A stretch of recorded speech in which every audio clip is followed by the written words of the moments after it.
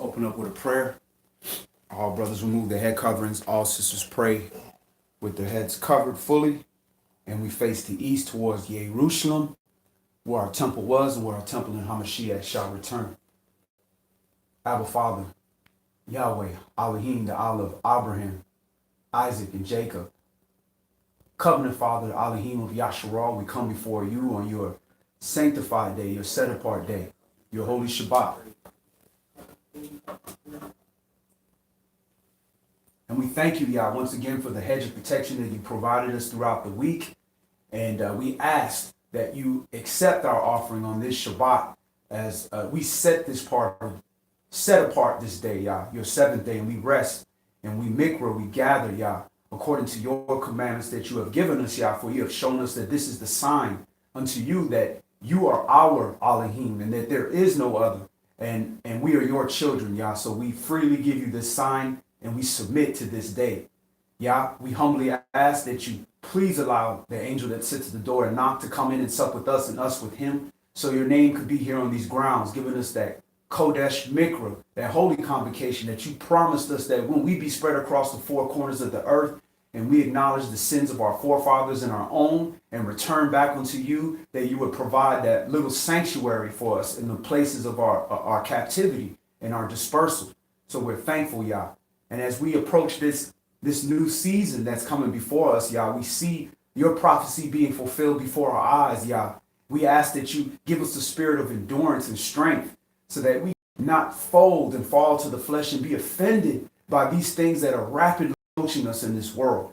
Yah, we ask that you also empower our hands to help open the eyes of your servants, Yah, those that you have sealed, that you have chosen, even though we can't see the finished product, we ask that you put a merciful heart in us, that we do not judge by the appearance, Yah, but that we do the job freely and give them the opportunity and water and plant seeds, Yah, and understanding that you add the increase in your time, Yah. Yah, all these things we ask you, Yah. We make no demands, but we supplicate unto you, Yah, through your holy, humble, anointed Son, Yahshua HaMashiach, in which all praise, majesty, might, and dominion resides here forevermore through you, your majesty. In the name of Yahshua, through him, we thank and pray. Amen. Amen.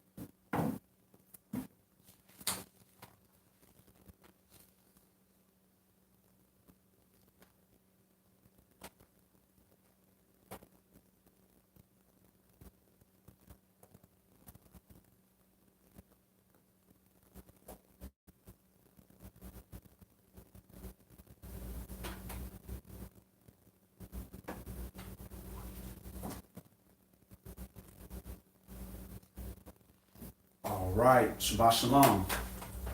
My name is YAH Yasharal, with my brother Wesley Yasharal. Shabbat Shalom. And we are Savior Word of YAH. And the title of today's Shabbat study is The Hid Treasure. The Hid Treasure. And, we always heard YAH mention that we are his strange and peculiar people.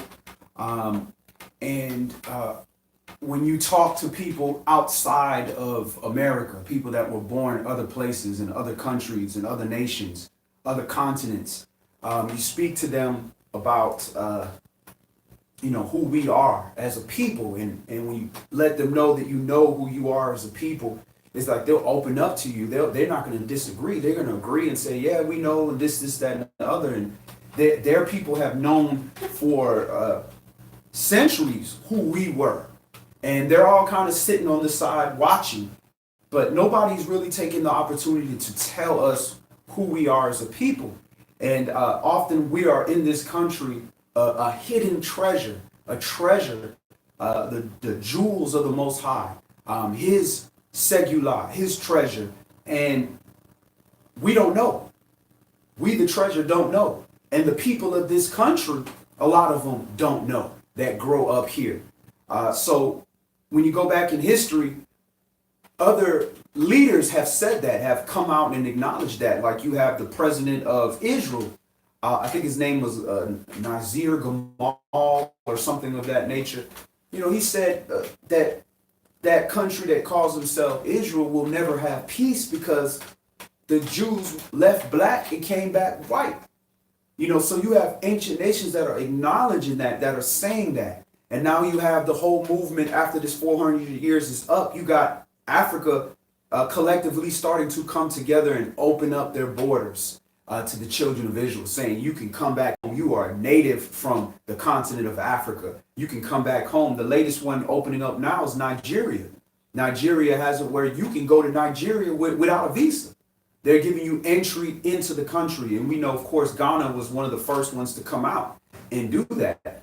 So the world is preparing for us to return back to the continent, and all these African nations are starting to compete for getting the jewels, to getting that treasure of the Most High to come to their nation, because they know whoever holds these is going to be blessed. So this is the nature of what's going on right now. Even the European countries know that the future is in Africa. Africa has enough resources where they don't have to depend on anybody. Africa has everything there. So all these nations are coming in there and trying to rape and trying to get a hold of their portion of that continent. And with us coming back, that's going to severely impact that. A few current events that just happened. You had the New Jersey city shooting. You have a lot of things that are moving on the map now. You have the New Jersey city shooting where a brother and a sister went into the kosher market and started to fire on individuals with automatic weapons and killed quite a bit of people. And the news, if you're watching the news, ABC News and all the mainstream media is broadcasting a new term that I've never seen. They said that they are rooted to the Black Israelite movement. And that's very shocking because I've never heard of that. I've heard of Black Hebrew Israelites, and they're actually labeled a hate group. But they have saw that we have been saying for a long time, you never see Hebrew and Israelite together in the Bible. Am I Hebrew? Yes, I am. Am I Israelite? Yes, I am. So we would separate ourselves from that whole thing. Well, first of all, adding black to it, when we know the description of Israelite in the book. So they're starting to get hip. They're starting to realize, no, it's Israelite. It's Israelite movement. And they throw black on there to make it a racial thing. So now they said a Black Israelite movement, and they linked them to, I believe, General Yohana, his group, and he's denying, like, nah, what are you talking about? Like, we don't tell people to go in and shoot. Like, I don't know any Hebrew group that tells them to go in and start shooting up innocent people. That's not our book. We got differences and we disagree, but none of us are saying go do that. So they have now set the stage where you have a black Israelite movement. So now that you say you an Israelite and they look at you, you're black, you automatically into that. And prior to that, they had the black identity extremists, which was the #1 on the terrorist list, which can include a Muslim, can include an Israelite, can include a radical Christian, can include a new Black Panther Party, or anybody that want to put their fist up in the air for black folks. They have a whole terrorist identity and labeled you the #1 threat in the nation. So you now have that in place. You now also had this first time that I really seen a so-called Israelite or associated with Israelite go in and start shooting folks. You have that tied together. And how coincidental, right after Donald Trump now passes a new executive order saying that Judaism is now not just a religion, it is a nationality. So you having all these things happening at the same time.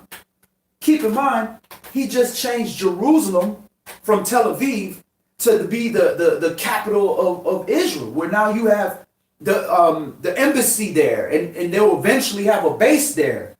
So you see all these things happening now. And what's the significance of saying that Judaism is now a nationality? Well, that opens up a big, big door. That's my brother. It opens up a big door because you have now an ability to say that's a hate crime. You are now speaking against, this is international. Now you're dealing with Israel, the country, with the United Nations versus, a personal issue, or I don't like this person, I don't like that person. And he made reference to anti-Semitism, speaking against Semites. All this is included in his executive order, and all of that is going to affect us because we as Israelites, the real Semites, if we speak against Judaism, which was a religion, it's now a nationality. And then now with us being labeled the #1 terrorist threat, it's beyond just your police now. Now you're dealing with federal. Now you're dealing with national. Now you're dealing with United Nations. Now you're dealing with something even greater than you that can take you at Guantanamo Bay, these FEMA camps, all the stages being set legally for these things to happen. And then prophetically, you have the Jewish people now saying this is fulfillment of Genesis chapter 15. Of becoming a nation. They're now saying we have become a nation according to the prophecy because America is so-called said that you are now a nation. So you got the mirror images. You got the adversary, the devil, setting up his thing, all trying to mirror what the Bible is saying is going to happen, what Torah says is going to happen. But it's a mirror image. It is setting up exactly what we read in Revelation. You people that say you are Jews but are not, you are the synagogue of Satan. All of these things are being set up, and it's not coincidental that it's happening right after the 400-year marker. These things are coming in place. Judgment is getting set up to happen. So we could say, well, I'm just going to get out of here. And that's important. We need to prepare to get out of here. But when you are able to leave, how are you going to get the blessing and the covering of the Most High? Because you're not going to be able to do that on your own accord with your own weapons or your own group of people or your own clique or your own understanding of the word. It's not enough. You're going to need to be covered. So these are all things that we have to face. But one thing that we know is that we are going to become a nation. And to become a nation, that means the nation has to awake, has to understand who they are, to know who they are and what they represent, that you are a treasure. It says that a virtuous woman is a crown unto her husband. So if Yah is our husband, then we are supposed to be the crown jewels. So we're going to examine that concept. Let's, before I do I just want to read something that Adolf Hitler had said. Now, of course, we not supporting Adolf Hitler or Nazis or anything like that. We don't support killing of innocent people anywhere, period. But he said something, and a lot of the world doesn't understand what he was really fighting about. He understood what was happening with these Rothschild-controlled banks and Zionism and the Jewish movement. He understood that. And what he said to one of his soldiers, he said, the Americans have the jewels of God. The Americans have stolen God's precious jewels. So the soldier said, well, what do you mean his precious jewels? The soldier asked. Hitler said, America has stolen the Jews of God, his jewelry, the Negroes. They are the true Hebrews. So this is Hitler literally acknowledging America. Who did America steal? America only stole one group of people. He didn't steal Europeans. He didn't steal Asians. He didn't steal Mexicans. He stole the blacks of the so-called blacks of the transcontinental slave trade. And he's acknowledging that these are the true Hebrews, and he was killing, which wasn't right the way he did it. He was killing off the fake Israelites, the people that were not true Israelites, that were claiming to be Yehudim and saying that you were race traitors. Now, not that he thought that the Hebrews were better. He thought that his people were better. But he considered them race traitors because you are trying to say you're this. So let's open up in Psalms 135, and we're going to see who the true jewels of God are. The hidden treasure. Psalms, Tehillim, chapter 135. And again, for any new viewers, this is an open forum. If you have questions or comments, by all means, chime in. Psalms, Tehillim, chapter 135.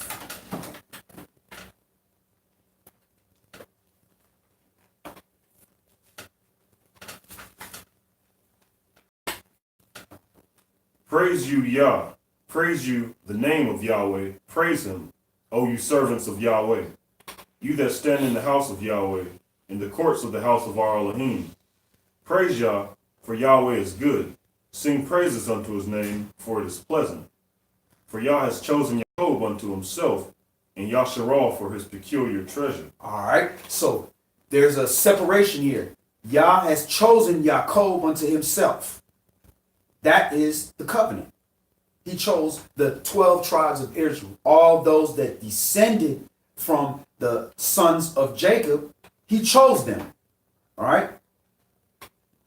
He chose them unto himself. That is you being Israel in the flesh. But when you become Israel in the flesh and the spirit, you become upright with all. Now you're Yasharal. You're no longer just Jacob of the 12 tribes of Israel, which we call Israelite, but you are now in spirit and truth. And he said those people are his peculiar treasure. So let's take a look at that word peculiar treasure, because there's one Hebrew word that covers that whole peculiar treasure. And that word is segulah, which is H5459, because you need to understand, what does that mean, peculiar treasure? We know what it means in English, but what is that? And that is segulah, H5459, segulah, S-E-G-U-L-L-A-H. Feminine passive participle, unused root, meaning to shut up wealth, as is jewels, treasure, proper good, special treasure. So his special treasure, peculiar treasure, means it is the most valuable of the jewels. The most valuable of the treasure. So he has a lot of value, but he chose Israel to be his special treasure. Go ahead. Verse 5. For I know that Yahweh is great, and that our sovereign is above all mighty ones. Whatsoever Yahweh pleased, that did he in heaven and in earth, in the seas, in all deep places. He causes the vapors to ascend from the ends of the earth. He makes lightnings for the rain. He brings the wind out of his treasuries. Who smote the firstborn of Mitzrayim, both of man and beast? Who sent tokens and wonders into the midst of you, O Mitzrayim, upon Pharaoh and upon all his servants? Who smote great nations and slew mighty kings? Sihon, king of the Amorites, and Og, king of Bashan, and all the kingdoms of Canaan, and gave their land for a heritage unto Yasharal his people. Your name, O Yahweh, endures forever, and your memorial, O Yahweh, throughout all generations. For Yahweh will judge his people, and he will repent himself concerning his servants. All right, so his memorial lives on throughout all generations. Well, who is memorializing Yah? Who is standing for Yah as a people right now and giving him glory and making sure the world knows his existence and what he has done? His treasure, his peculiar treasure, Israel. We are the ones that do that. We are his witnesses. We are his servants. So we have to make sure that the world knows and remembers the greatness of Yah. And we see the power of Yah in the curses in us. But we also have to make sure the world sees the greatness in Yah, which means how he can reverse those curses when we reverse our actions and we repent and we become that peculiar treasure. If you're just like everybody else, doing everything that everybody else, that's just like when you look at those treasure movies and you see big piles of gold and you see all the treasure. You're not going in there picking one of those gold pieces because there's 1,000 of them.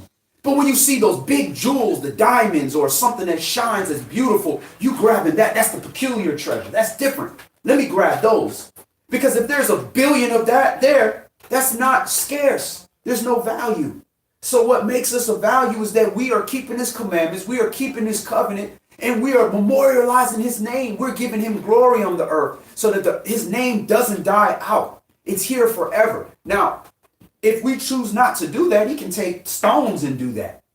But the point is, he said that this is what you're created to do, Israel. That is your job. And you can't do that if you're living, keeping the same pagan holidays and same pagan practices and mistreating your own people, other jewels of Yah, and think that this is going to give memorial unto Yah. Go ahead. Verse 15. The idols of the heathen are silver and gold, the work of men's hands. They have mouths, but they speak not. Eyes have they, but they see not.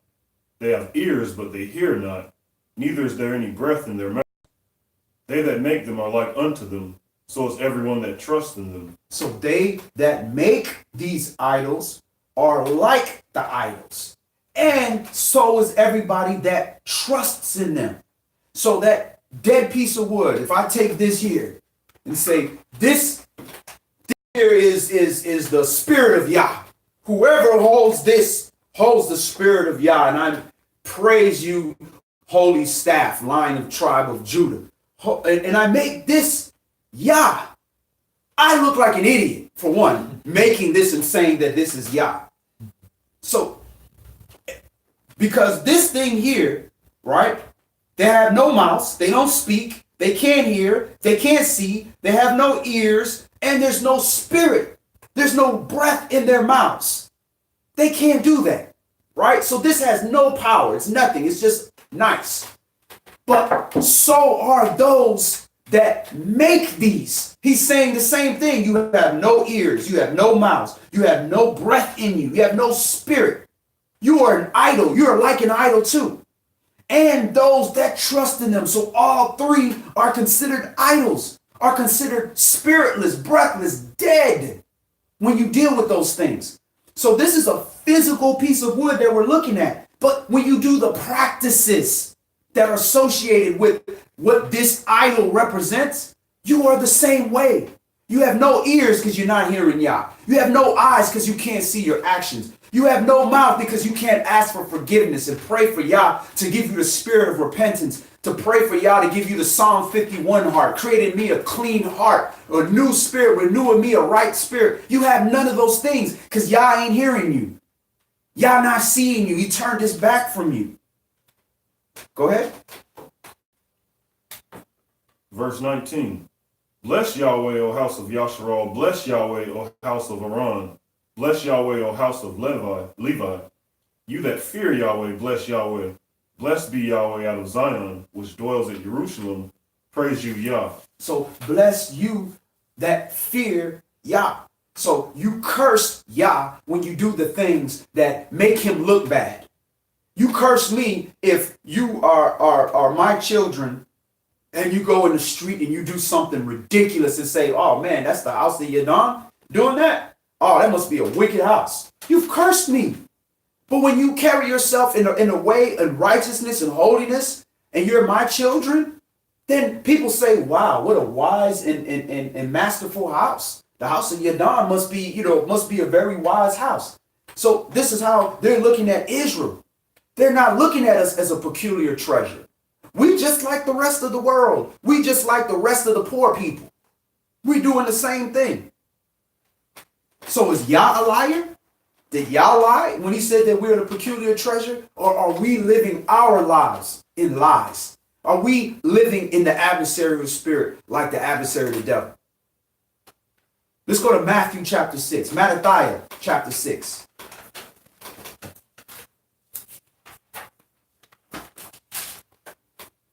And Shabbat Shalom, Gishi Cole, good to see you, sis. Shabbat Shalom, Travis Killings, good to see you, family. Shabbat Shalom, Ariel Smith, good to see you as well, sis. Shabbat Shalom, Yahanaya Yasharala, good to see you as well, sis. Shabbat Shalom to my brother Darius, D-Seb Lee, good to see you, family.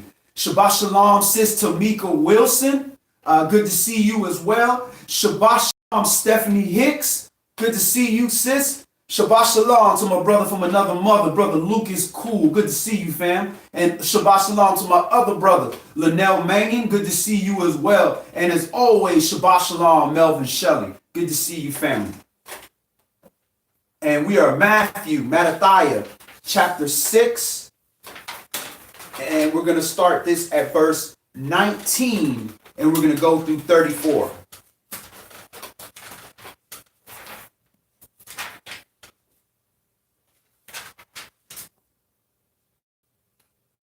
And the elders are on a hiatus this Shabbat.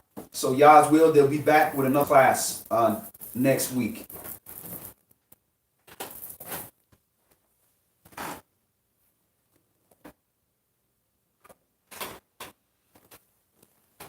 Matthew chapter 6 and verse 19. Lay not up for yourselves treasures upon earth, where moth and rust does corrupt, and where thieves break through and steal. All right, so if you are the treasure, right? It says, lay not up for yourself treasures upon the earth, your valuable thing. You are the most valuable thing. Lay that not up here on earth. Don't be collecting all the valuable things here on earth, where moth and rust does corrupt, and where thieves break through and steal. So where are you supposed to be collecting the valuable things? Does that mean you can't have valuable things on this earth? No. Doesn't mean you can't have, but that shouldn't be your focus of collecting all the valuable things that are here on earth. Go ahead. But lay up for yourselves treasures in heaven, where neither moth nor rust does corrupt, and where thieves do not break through nor steal. So when it comes to income and collecting money and making revenue, you have a choice. If you want the treasures here on earth, the earth system, the economy, and everything set up in a way where you're going to have to make a decision. You can go to the left or you can go to the right. Now, you decide to go to the left and to go after the treasures here on earth, and you amass a lot of money, you're giving up something on the right. That's just the way it's set up. If anybody that studied economics, opportunity cost. That's just the way the world is set up. You got to choose one. So you choose this side and you choose the left to get treasures here on earth. Just like I started out and I said, is it wrong to have treasures here on earth? No, it's not. But when that's your focus, when you're working so hard to have a certain level of revenue, to keep up a certain physical lifestyle of earthly treasures, it's going to cause things on the right side to slip. Now, how much, that depends on the individual person. But if you're prioritizing the things on the right, the treasures in heaven, that's going to show you how much you're allowed to have on the left. You got to keep that focus on storing up treasures in heaven, because that's the length. If you know you're packing for a trip, and you know I'm going to up north, and I'm going to be up north for a week. Then after that, I'm going down south to the south of the equator, and it's going to be extremely hot. Are you going to pack a lot more clothes for a week in the winter, or more clothes for when you're going below the equator and it's going to be extremely hot, and that's going to be where you're going to stay there for the remainder of time? Which one are you going to pack for? The place that you're going to be at for a week, or the place you're going to be at for a long time? The latter. The latter. The place that you're going to be at for a long, long, long time. But see, because we're here on earth, we packing for this cold season right now, because we about to be cold. And it doesn't mean that you don't, because if you don't pack for the cold, what happens? You go freeze. So it don't mean you can't get things for here on earth. That's ridiculous. But you have to keep in mind, where are you going to spend the majority of your time, if you truly believe. If you don't believe, you believe in YOLO, you only live once and that's it, then ball out. By all means, have the greatest time you can on this earth, because you don't believe in the second part. So don't waste your time. So store up these treasures in heaven. Focus on doing that. Focus on doing YAH's work. If you know who you are, you have the Spirit. Put majority of your focus there. And you're going to have to deal with the other side. But that's going to determine how much you have on the other side. And the whole world is going to come against you. They're going to tell you you're wrong. You can't do that. Don't do that. You know, you're gambling. But YAH is looking at you to have faith. That's what's going to determine. What kind of faith is that if you're doing everything for yourself and you're not leaving anything for YAH to prove himself, to show you, yes, I'm going to still, he says in his word, all my days of the life have I ever seen the son of the righteous begging for bread. That means he's got good benefits, good health care, good salary. YAH take care of his servants. And Shabbat Shalom, Sister Tafara, good to see you.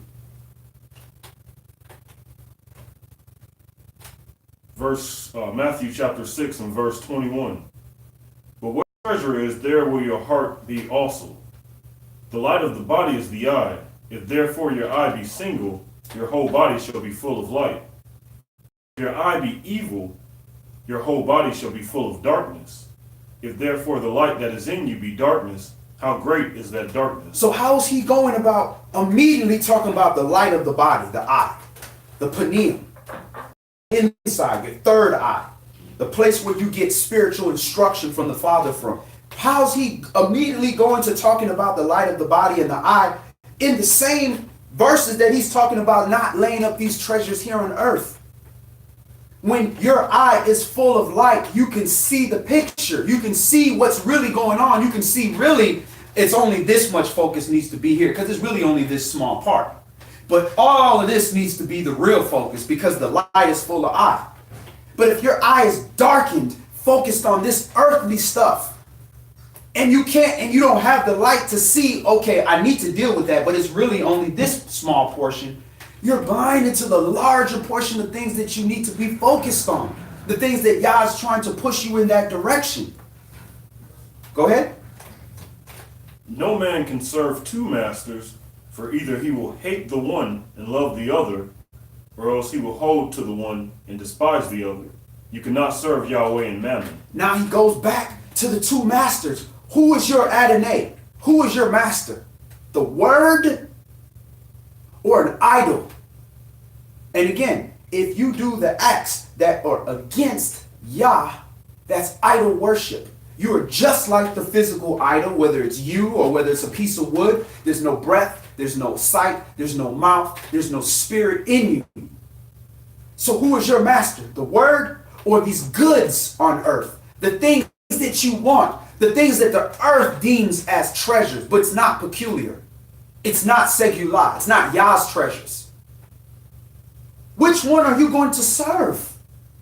Again, you serve Yah, you're going to have all of the above. But if you decide to serve treasure, the adversary, the devil, the earthly things, it's not guaranteed that Yah is going to be merciful to you and allow you to receive both. But if you seek Yah first, everything else will be added unto you. Go ahead. Therefore I say unto you, take no thought for your life what you shall eat or what you shall drink, nor yet for your body what you shall put on. Is not the life more than meat and the body more than raiment? So the Father's telling his servants, listen, do you go up to Mr. Such and Such to sign your check every week and ask him, am I going to get paid this week?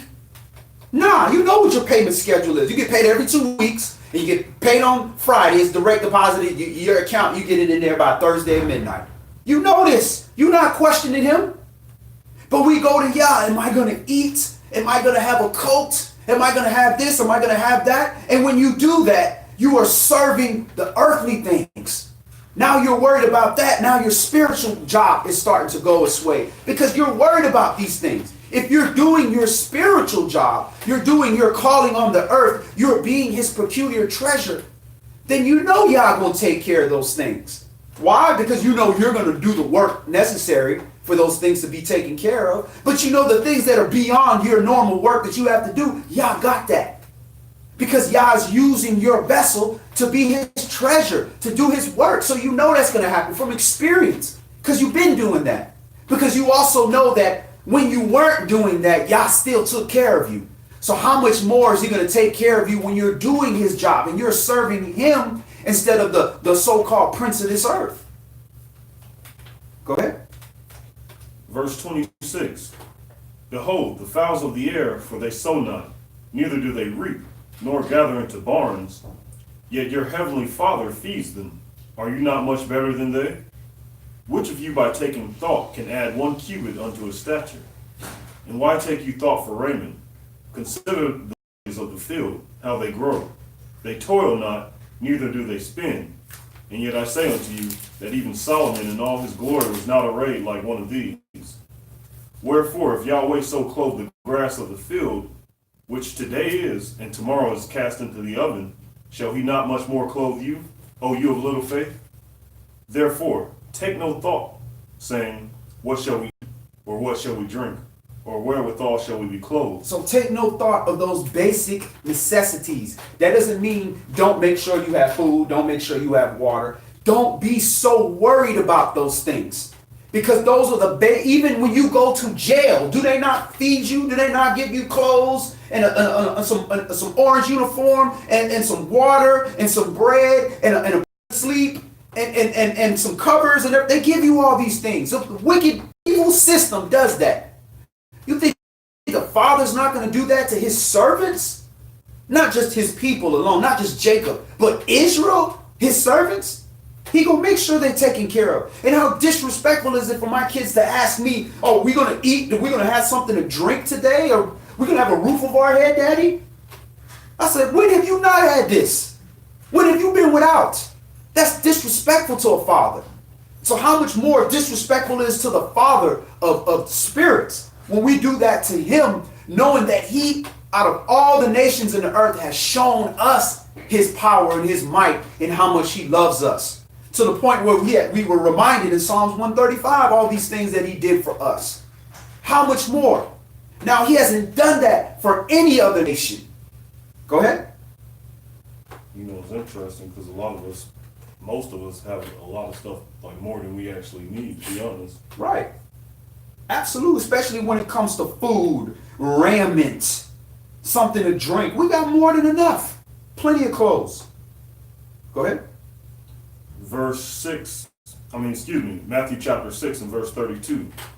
For all these things that the Gentiles seek, for your heavenly Father knows that you need of all these things. That's what the nations do, because the nations don't have the relationship with the Father that we do. So they don't know what's going to happen. It's all on them. If I don't produce this, if I don't do this, I have this idol, but in reality, I know in my heart that idol not going to give me no food. It's not going to protect me. I just use that as a comfort to make me feel good. Vanity. to make me feel safe. But ultimately, I know that's not going to feed me, and I can't eat that piece of wood. So they worry. And when you worry like that and it's all in your hands, then you'll get to a point where, well, I got to do what I got to do. This is unrighteousness, but I got to do this. I got to do this because how else am I going to eat? Whereas the servant said, you know what? Y'all going to provide for us.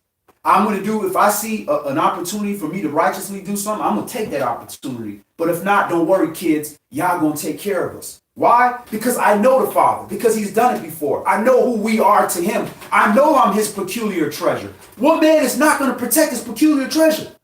What man going to put his diamond necklace, platinum necklace, and stick it, just put hanging on his door handle outside? What man going to do that? Nobody going to do that. You're going to hide that. You're going to put it in a safe. You're going to put it up under your mattress. You're going to put it in a shoebox. You're going to put it up in a bank. You're going to keep it safe. So how much more is the Father going to do that to his peculiar treasure? Finish it up, Art. Verse 33. But seek you first the kingdom of Elohim and his righteousness, and all these things shall be added unto you. Take therefore no thought for the morrow shall take thought for the things of itself. Sufficient unto the day is the evil thereof. All right. So again, Yahshua is telling us how we need to be. We can claim we believe his word, which is Yah's word. We can claim that we believe this.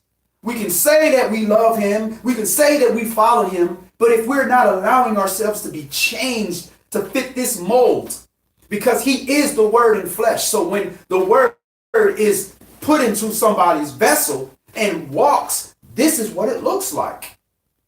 And that's not our image. We can want to be that all we want, but until we conform and change and be shaped like the clay that he did when he created Adam, until we get to that point, we just playing what the elder says church. We just doing cirque. We just going in a circle, do the same thing our ancestors did, claiming righteousness and holiness, claiming to be precious gold, but we fool's gold. It ain't worth nothing. If I could offer a scripture to add in to tie into the point of the seek you first the kingdom of Elohim and his righteousness, and all these things shall be added unto you. A good example of that was King Solomon, Shlomo. 2 Chronicles 1 and verse 11 says, give me now wisdom and knowledge that I may go out and come in before this people, which was Yasharah, for who can judge this your people that is so great? And Elohim said unto Solomon, because this was in your heart, and you have not asked riches, wealth, or honor, nor the life of your enemies, neither yet asked long life, but have asked wisdom and knowledge for yourself, that you may judge my people, over whom I have made you king. Wisdom and knowledge is granted unto you, and I will give you riches and wealth and honor, such as none of the kings have had that have been before you, neither shall there any after you have the like. So it shows that where King Solomon's heart was with the people. Amen. He sought to do his job as a servant beyond what do I want to make my life comfortable. And that's what a king has to do. A king has to say, listen, I know what I want. I know I want the long life and luxury. I want all those things. What man doesn't want all those things? What woman doesn't want all those things? Okay, if Yah grants it to you, you have it forever. Forever. But here's your choice. Are you going to seek the earthly things? Those are earthly things here on earth. And make that your treasure and say, I'm going to seek after piling up all those things with the power that I have with Yasharah. The power, Sharael, the power. Am I going to seek that with the power that I have? Or am I going to seek to do his job? I'm a king. I need to judge Israel. I need to keep us in righteousness so that this peculiar treasure can stay in value and grow and be a light unto the whole earth. What are you going to do? What are you going to do with your power? You got a choice. A king going to choose to serve Yah. And Yah said, oh, you want to serve me? Guess what? I'm going to give you all of the above, because even in the New Testament, all belongs to you and all are yours. So you don't have to give up something for what belongs to you. You don't have to give up righteousness and all that because you're trying to get something that already belongs to you. He told us we're going to inherit homes we didn't build, vineyards we didn't plant. And in some cases, you got some kings inheriting wives they never took. But we're going to give up everything, all the stuff that Yah gives us. We're going to give that up so that we can have these earthly things and prioritize that. That's what the devil does. That's his trick. Let me get you to focus on, look at this tree of knowledge of good and evil and how it's desirable to the eye. Focus on these things. Listen, just because it's beautiful don't mean you can't look at it and say, all right, I see it. But listen, if Yah wants that for me, I'm going to have that. I'm going to have all of those things. But I'm going to do the job first. We don't ask for the paycheck and go to work and say, hey, let me get my paycheck. Did you work? Did you do what you did? Well, let me get an advance. What? Nah. Do your job. Do what you're supposed to do, and you're going to get this payment. And the payment, we believe Mr. Smith, when he says you're going to get $10 an hour, then you work 40 hours, you're going to get the $40, or excuse me, the $400 or whatever the case may be he owe you. We believe that, right? So we don't believe Yah when he say, I'm going to give you eternal life. And guess what? He can't even tell you how much he's going to pay you because your eye have never seen that kind of payment. You've never experienced the kind of love and the good things that the Father has for us. So how are you going to even tell you that? But the little bit that he gives you, said, well, guess what? I'm like other men. I'm going to give you an earnest. I'm going to give you the Holy Spirit. I'm going to give you this wisdom and watch what it do in your life. Watch the riches that it gives you in heaven and the comfortability it gives you on earth and the peace it gives you in your mind. Just with an earnest, with a down payment on what you're going to have. And you ain't did nothing yet. You haven't done anything but show up to orientation and say, hey, I'm here. I'm going to work. I'm ready for training. There you go. Hallelujah. We're going into the Apocrypha. Let's go to Sirach chapter 29. You got you have it. You can look at it in here, Will, if you want. You got it? All right. You say Sirach chapter 29. And if anybody does not have access to the apocryphal books or the Sefer writings or anything of that nature, you can go to Israelites, plural, gathering.com, and we have all the books available for free. You can download them, you can read them online, you can do whatever you need. We make it available. Freely it was given, freely we give it back.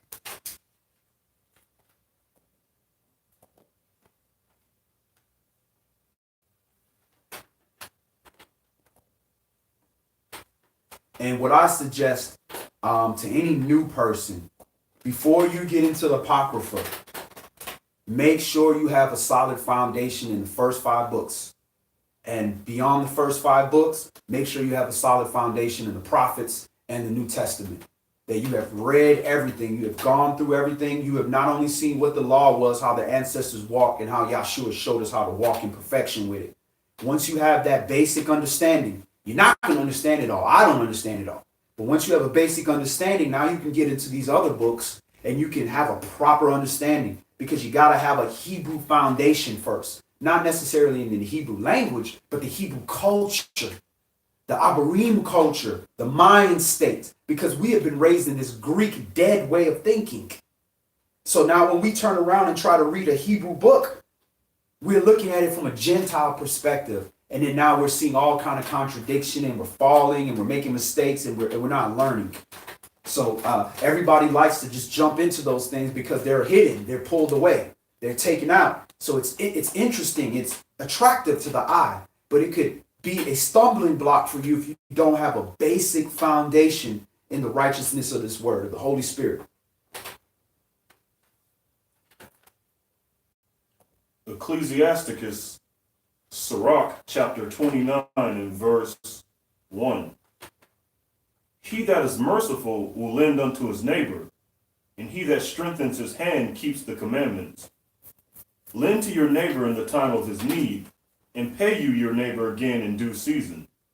Keep your word and deal faithfully with him, and you shall always find the thing that is necessary for you. You shall always find the thing that is necessary for you. Deal righteously with your brothers and sisters. Deal righteously with your neighbors, the people that are around you. Always be there to help them. If Yah puts you in a position to help them, to give to them, help to them, because that's why you have it. You don't have it for you. You're a servant. Help them. And that's your best insurance policy, because when you need something, it's gonna be there for you. Right. And this is something that many of us that grew up with fathers taught us, that when we saw our fathers helping people and being there, pulling over in the road, helping somebody change, doing all these things. And they do that with the understanding that I can't be here all the time for my family. I might be away out of town at work, or I may be in the hospital sick, or I may be not alive. Who's going to help my family when I'm not able to help them? Yah will provide somebody for that, because that's how the system works. You're here to help them. You will always find that thing that's necessary for you. From comment. Go ahead, bro. I think Proverbs says, "He who waters shall be watered." I think that's absolutely referenced there. But also, in my personal experiences, I can just say that anytime that I've had it, and say I've seen someone on the street, or someone had asked me for money, I need $1,000 about you, man. You know what I'm saying? These new set of rims for the minivan. You know, the minivan really needs these rims, brother. And people will take advantage. So know the difference. But go ahead, right. Go ahead, brother. But anytime I was able to lend and I had it, it came back to me in some form or fashion. You know what I'm saying? I didn't necessarily look for it, but it ended up working out that way. And I noticed, Yah's hand in it. And so that's helped me be able to kind of be more open to giving when I have it. You know what I'm saying? Absolutely. That's why I always say, despite how other people do, just do what's in your heart regardless. Amen. Don't block them blessings. Amen. We got a praise report. We got a praise report. You know, our brother right here helped me out with some transportation. Then miraculously, income popped up when he needed it, and he went and got his vehicle. Right. You know what I'm saying? And he wasn't doing it so that it could come back to him. It's just, listen, I got it. Had multiple vehicles here. Boom. I know you ain't got a lot of money, but this is what you can afford. I need some money. Let's do it. Boom. Took care, blessed my family. And y'all turn around and it don't. We always looking for it to come directly from the person that we bless. Right. And if we see, oh, that person ain't gonna be able to bless me, then we hold back the blessings. And y'all know the difference. Right. He know when people in their heart is only helping people they feel is gonna help them back. Mm-hmm. He know that. But who do you really want to repay you? A carnal man who can only give you earthly things? Or you want Yah who's going to give you the earthly things and the heavenly things? Right.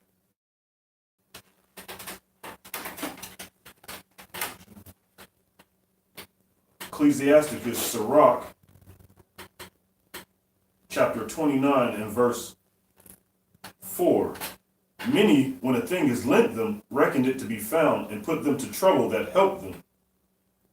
Till he has received, he will kiss a man's hand, and for his neighbor's money he will speak submissively. But when he should repay, he will prolong the time, and return the words of grief, and complain of the time. If he prevail, he shall hardly receive the half, and he will count as if he had found it. If not, he has deprived him of his money, and he has gotten him an enemy without cause. He pays him with cursings and railings, and for honor he will pay him disgrace. Many therefore have refused to lend for other men's ill dealing, fearing to be defrauded. And that's the trick of the adversary, the devil.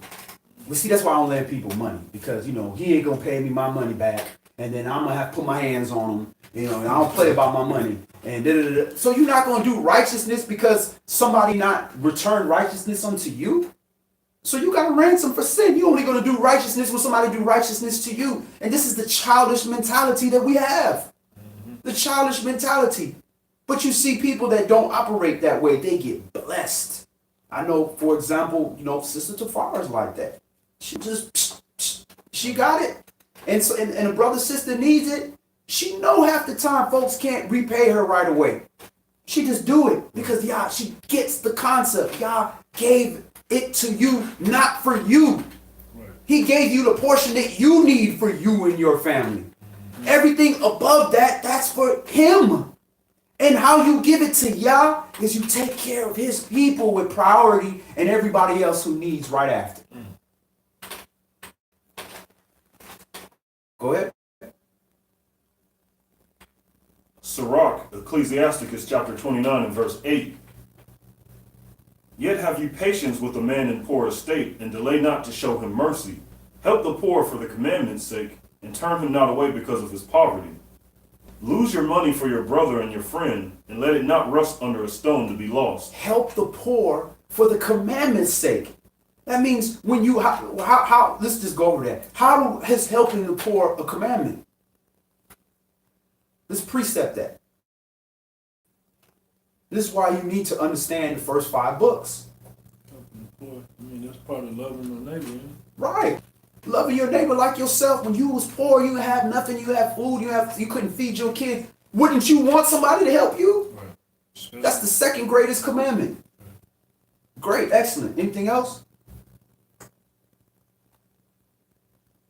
The law of tithing. 1/10 of everything you have belongs to Yah. What he want? He wants you to take, you made $1,000, you're going to take a $100 bill and do a burnt offering and light it on fire. There you go, Yah. There's $100. Man. I pray, thank you, Yah, that I'm not like this other man. I give alms daily. I fast 3 times a week. It's when I'm sleeping at night, but I'm still fasting. And, thank you, Yah. I'm not like this sinner. Look at it. His fringes is 1 inch. This guy is horrible. Look, why his head ain't covered? Look, his beard. Did he trim his beard? He trimmed his beard. Thank you, Yah. And this is how we are. This is how we think. Nah. That 10th that you have goes to the poor, goes to the fatherless, goes to the widows, goes to whoever needs it. That's not for you to say, this poor guy, he might turn around and buy some alcohol with it. That's not the commandment. The commandment is the poor man opens his mouth and asks you for money, and you have it, you give it to him. Now, if you have $10 to your name and you're on the way to go buy food to feed your family and you have no money, unless you're tremendously faithful, I can understand. Hey, all I got is 10, bro. I guess it wasn't Yah's will because my kids are hungry right now. Nah, that 10th belongs. That's why when you get that money, somebody need it, just give it. Lose your money for your brother and your friend. He said lose. He's telling you, look, you're gonna lose this money. You know Israel don't pay you back, bro. You know it. Go ahead. Verse 11. Lay up your treasure according to the commandments of the Most High, and it shall bring you more profit than gold. Lay up your treasure. It's talking about your lay up your treasure in heaven, not on earth. So you wonder where Yahshua getting all these things from. He comes in the volume of the book. Go ahead. Shut up alms in your storehouses, and it shall deliver you from all affliction. It shall fight for you against your enemies, better than a mighty shield and a strong spear. Because a good name, which means, Saul I know, Yahshua I know, but who are you? And the man ran out naked. He had no name. Nobody knows your character. You don't have angels standing before you like this. I wish you would mess with my servant. You don't have that. So it's just you. But when you do these right things and you doing Yah's work, Yah gonna send them security forces with you like they do when you go overseas. Them armed men. They gonna be with you, but they gonna be armed angels with a flaming sword by you. Stay. Go ahead. An honest man is surety for his neighbor, but he that is impudent will forsake him. Forget not the friendship of your surety, for he has given his life for you. A sinner will overthrow the good estate of his surety, and he that is unthankful and he that is of an unthankful mind will leave him in danger that delivered him. Suretyship has done many of good estate, and shaken them as a wave of the sea. Mighty men have driven from their houses, so that they wandered among strange nations. A wicked man transgressing the commandment of Yah shall fall into suretyship, and he that undertakes and follows other men's business or gain shall fall into suits. So a wicked man, this is how your business model is supposed to be. If you do business and you are transgressing Yah's commandments, you're going to fall into suretyship. where you have to put something up to ensure that you're going to pay back your debt. And often that was you in suretyship, or you were selling your daughters, your kids into suretyship to be slaves for other people to pay off your debt. And he that undertakes and follows other man's business for gain, so you're not doing your own business, you trying to get rich off somebody else's business instead of doing your part, you will fall into suits because you are showing that you're going to do whatever you got to do to store up your treasures here on earth. Ecclesiasticus chapter 29 and verse 20. Help your neighbor according to your power, and beware that you yourself fall into the same. The chief thing for life is water and bread and clothing and a house to cover shame. Better is the life of a poor man in a mean cottage than delicate fare in another man's house. Be it little or much, hold you contented that you hear not the reproach of your house. For it is a miserable life to go from house to house. For where you are a stranger, you dare not open your mouth. You shall entertain and feast and have no thanks. Moreover, you shall hear bitter words. Come, you stranger, and furnish a table and feed me of that you already have. Give place, you stranger, for to an honorable man. My brother comes to be lodged, and I have need of my house. These things are grievous to a man of understanding, the upbraiding of a house room and reproaching of the lender. So that's what's going to happen. You staying at somebody else's house. And then they, oh, you know, my brother coming to town. You're going to have to bounce, bro. So in other words, go get your own. Do what you got to do. You know, these are the necessities. You know, it says, what it said, the chief thing is life, is water, bread, clothing, and a covering. Seek to have those things, but don't worry about those things. You need those things. So you see here, it's not telling you don't have anything. You know what I'm saying? Make sure if this is the portion of life that you're in, that you seek to get those things, but don't prioritize that over your heavenly responsibilities.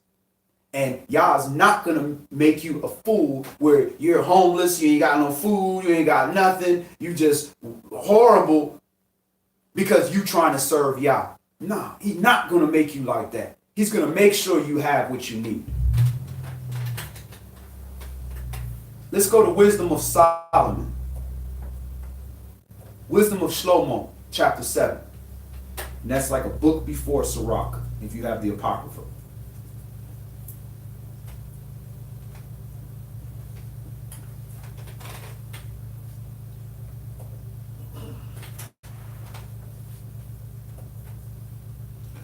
What chapter is that? 7. And that's right, Sister Gishi Cole. Helping others is tithing. Absolutely. Now, when you gave your tithe to the Levite, he was that poor person. He did not receive an inheritance of the land. He was YAH's inheritance. So he literally was depending on the people. So they had to give tithes to him, and he would receive the tithes. And it's Wisdom of Solomon, chapter 7.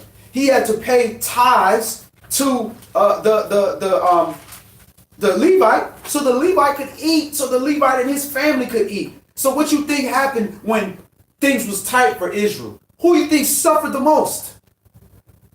Who you think suffered the most when things was tight for Israel? The Levites. The Levites. You think the Levites didn't have family, didn't have wives, didn't have kids? They had to have wives and kids, or else how you gonna have another generation of Levites to do the same job? Right. And what you think those women was saying? Oh, wait a minute.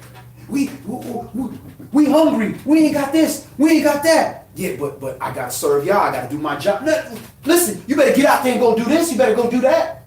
Because she's worried. She's not a priest. That's her job, is to be the administrator of the house. So that's her responsibility to worry. To put that pressure on you, which means you need to pray. You need to do the works of the Father. And you need to seek his direction of how he's going to help you handle those things. So this is why the tithes went to the Levites. They weren't working. So it went to them. And what they did was have enough for them. The rest they put in a storehouse, which would go to the poor people. So the poor could go. So the fatherless could go. So the widows could go. But that's not the situation that's set up now. The priest The mega pastor, he get rich, he live in a mansion. His poor people starving. To the point where they got natural disasters. They won't even open up the church to the people of their constituency. It's not the same. Wisdom of Solomon, chapter 7. Start there at verse 1. I myself also am a mortal man, like to all, and the offspring of him that was first made of the earth. And in my mother's womb was fashioned to be flesh in the time of 10 months, being compacted in blood of the seed of man, and the pleasure that came with sleep. And when I was born, I drew in the common air, and fell upon the earth, which is of like nature, and the first voice which I uttered was crying, as all others do. I was nursed in swaddling clothes, and that with cares. For there is no king that had any other beginning of birth. For all men have one entrance into life, and the light going out. Wherefore I prayed, and understanding was given me. I called upon Elohim, and the spirit of wisdom came to me. I preferred her before scepters and thrones, and esteemed riches nothing in comparison of her. All right, lay up your treasure. Where does wisdom belong? Wisdom comes from heaven above. And any man that lacks wisdom, let him pray to YAH and ask. And who he gives to all man, unbraidedly. He gives that to man. So this is where your treasure is supposed to be, wisdom, because this is what's going to give you the skillful application of knowledge, which is going to cover everything you need to do earthly and help you store up your treasures in heaven. Neither compared I unto her any precious stone, because all gold in respect of her is as little sand, and silver shall be counted as clay before her. Segulah, that's the peculiar treasure. I loved her above health and beauty, and chose to have her instead of light, for the light that comes from her never goes out. All good things together came to me with her, and innumerable riches. So, seeking the proper treasure that comes from heaven is giving him all the treasures that are on earth, the same things that every man wants. It's given it to him. And guess what? It's given to him from heaven, because the gifts from above come with purity. The gifts that come from down below, from the earth, will come from all kind of issues and problems, and you get this and you got this extra issue.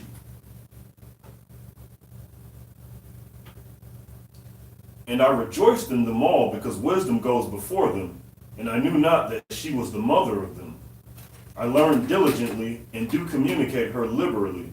I do not hide her riches, for she is a treasure unto men that never fails, which they that use become the friends of Elohim, being commended for the gifts that come from learning. All right, so now you're getting some more explanation about this peculiar treasure. For wisdom, she is a treasure unto men that never fails, which they that use become friends of Elohim. He said, he called Abram a friend of Elohim. He used wisdom and it never failed him. Go ahead. Verse 15.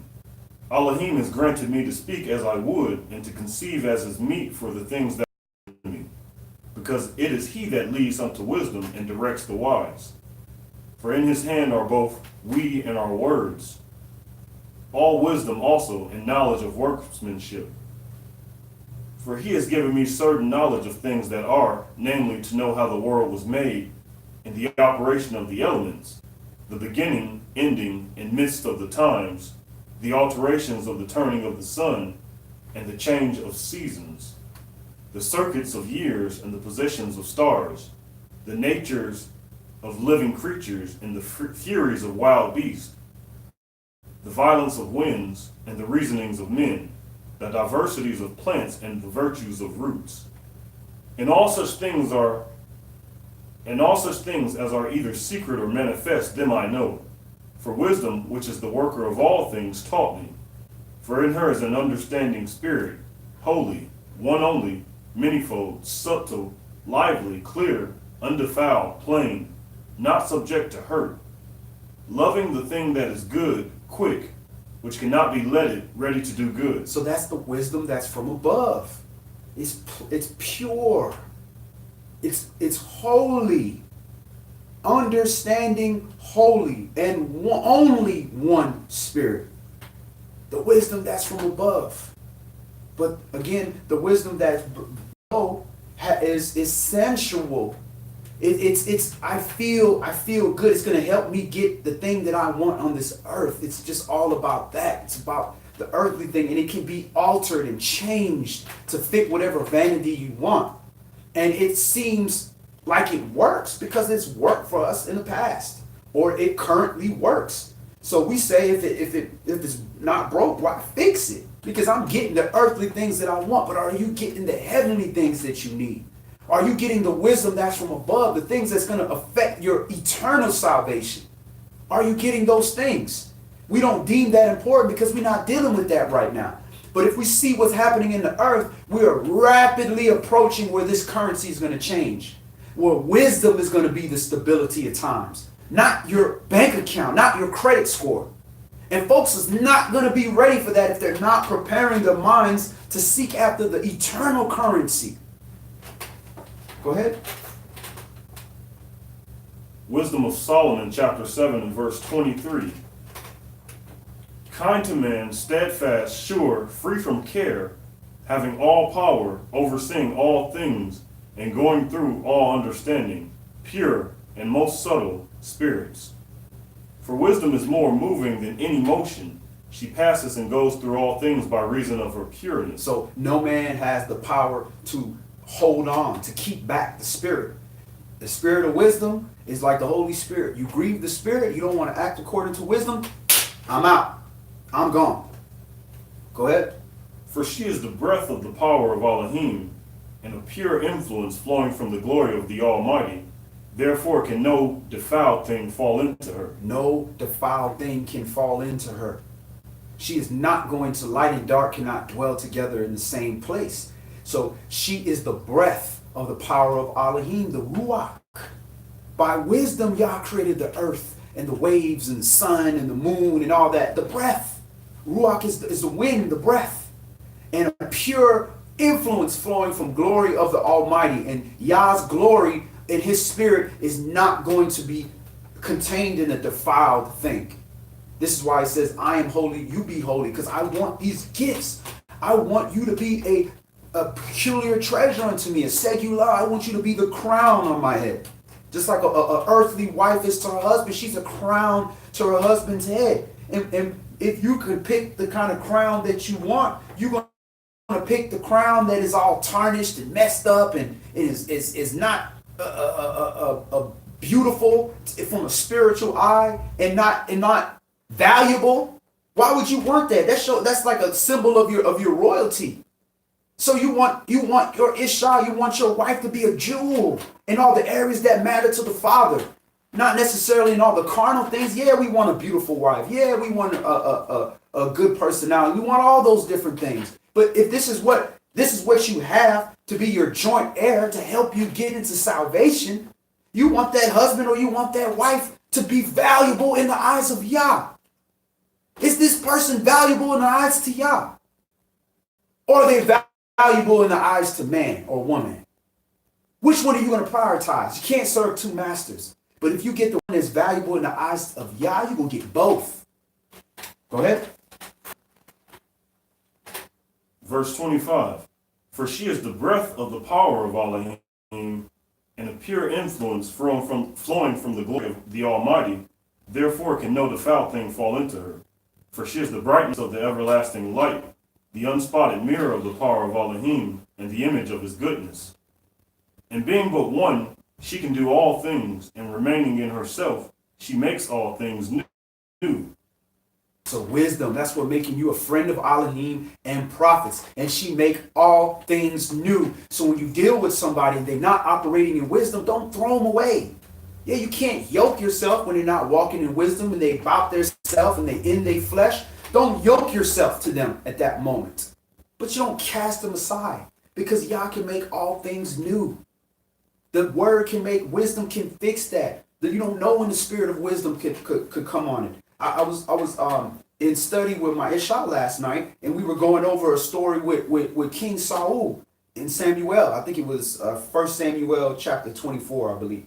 And this is when King Saul, not Samuel, excuse me, King Saul and King David. And David was hiding his men in the cave. And Saul sent 3,000 of his soldiers to go seek the life of King David and his men. And David went and snuck up behind Saul and cut off his fringes. It was his skirt, it says skirt, which is the kanaf, the outer border. And you can't cut off the outer border without cutting off fringes, because the outer border holds the fringes. So if you cut that off, you cut in the fringes, cut in the law. So he removed that, he cut that off, and he showed King Saul. He came up to him and he bowed down before him and laid down before him, put his life before the hands of somebody that got 3,000 soldiers ready to kill you, and said, look, I'm not here to hurt you. I would not put my hand on Yah's anointed. Yah gonna have to fix this. I put my life in Yah's hands. You do what you want to do, because Yah's the judge of righteous matter. In that instant second, he did that. He put his life in the hands of Yah. Yah removed that evil spirit off of Saul, King Saul. And King Saul begged King David, look, don't kill. I know you're going to be king now, because Yah's with you. Because I came here to kill you. He started crying. You know what I'm saying? So Yah can change that spirit. Wisdom could come onto that man, but wisdom ain't going to come onto that man by you saying, I have wisdom, but I'm not going to use wisdom because you're trying to go against me. So I'm going to use earthly wisdom, which is kill this man. Wisdom definitely ain't going to come upon him to benefit you at that point. When you're trying to kill Yah's anointed, then that's another conversation. Listen, when Yah has shown that he will put his spirit, his anointing on an individual, I don't care how that personality is or whatever mistakes that person made, it's not your job to touch them. It's not your job to curse them, because Yah has shown I have put my anointing on this person. And you are judging Yah and you're judging the word when you judge that individual. Now, the actions, you have every right to judge. I don't care who you are. That thing you did is not righteous. That thing you did is not according to the word. But don't you curse that person. Yah will deal with you. Yah will take care of that. Hallelujah. Go ahead. Wisdom of Solomon, chapter 7 and verse 27. And being but one, she can do all things, and remaining in herself, she makes all things new, and in all ages entering into holy souls, she makes them friends of Elohim and prophets. For Elohim loves none but him that dwells with wisdom. For she is more beautiful than the sun, and above all the order of stars, being compared with the light she has found before her. For after this comes night, but vice shall not prevail against wisdom. Hallelujah. So it says, for she is more beautiful than the sun, and above all the order of the stars, being compared with the light, she is found before it. She comes from that light that was there in the beginning. That was before the sun. It was all, so this is the brightest light, 7 times more bright than the sun. This is prophetic when it talks about, there's going to be a greater light, right? But after that light, that wisdom, and that stuff comes into your life, night is going to come. Darkness is going to come. And that's what many of us experience after coming in the Word. It gets dark. But when does a light shine the brightest? What time does light shine the brightest? At 9 a.m. or 12 midnight? That light is meant to shine in the bright. A man does not take a candle and hide it under a bushel. He puts it up high so that they can be lit up. That's like, I'm gonna make this lighthouse, and we're gonna put it in the basement by the rocks. It's bright, so under the rocks is gonna be the brightest light ever. If you need to find something under the rocks, who does that? You put it up high so these ships can see it from far. So, but we want to complain. The lighthouse complain, man, it's just dark where I'm at. Man, I hate being in the dark. Why you got me in all this dark place? Put me over here where all the light is at. Bro, you a lighthouse. All these ships gonna crash and all these people are affected because you don't want to shine bright. You don't want to do your job. And that's how Israel is. We don't want to be a peculiar treasure. Secular. Nah, I'm good. Nah, I'm just going to be this rotted piece of wood right here because it's comfortable. Feels good. Let's go to Matthew chapter 13. Matthew chapter 13.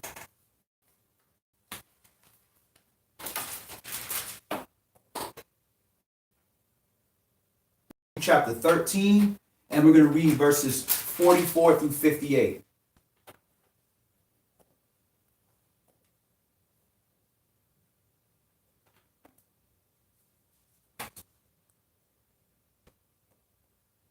Again, the kingdom of heaven is like unto treasure hid in a field, the which when a man is found, he hides, and for joy thereof goes and sells all that he has and buys that field. All right. So the kingdom of heaven is like this treasure hidden in a field. So let's examine that. You have this field, right? And then there's a hidden treasure. He sells everything he has and buys that field. Why would he do that? Because it's worth more than everything he has. But he doesn't know where it's at. You don't know where it's at. It's hidden in the field. How do you know he's going to find it? You don't. But still, he sold all that he has and buys that field. Why would he do that, not knowing if he's going to find the field? Anybody?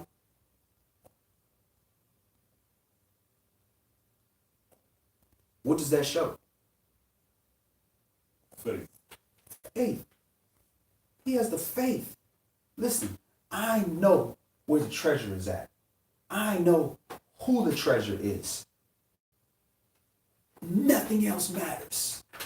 Everything I have is just earthly treasure. I don't care about that. Because if I find this treasure in that field, and I own the field, I'm going to have everything that I sold. That's smart, that's wise, that's wisdom. The problem is we want the field. We don't want to sell what we have to buy the field. So we want to steal the field, or we want to act like we got it. We want to walk and encroach on the field and search in the night and try to find things because we don't want to buy that field. Yah's requiring us to buy that field. You know the treasure is in this word. The treasure is in your people. I'm selling everything that I have is not worth more than what this treasure in this field is. Go ahead. Again, the kingdom of heaven is like unto a merchant man seeking goodly pearls, who, when he had found one pearl of great price, went and sold all that he had and bought. So once you have the thing that matters, that is the most value, that's more valuable than everything else added up together, what you are not going after that thing. You're showing that you don't have faith and you don't believe. So if you know that salvation is that pearl, and you know that it's going to require you to give all, again, you must love Yahweh with all your heart, all your strength, all your might, all. It's going to require you to give everything to get it. So if you want wisdom, be willing to give up everything. But how righteous the Father is, he says, I just want to know that you know you're willing to give up everything for this. And I'm going to let you have what's going to be good for you. But we don't want to give that up.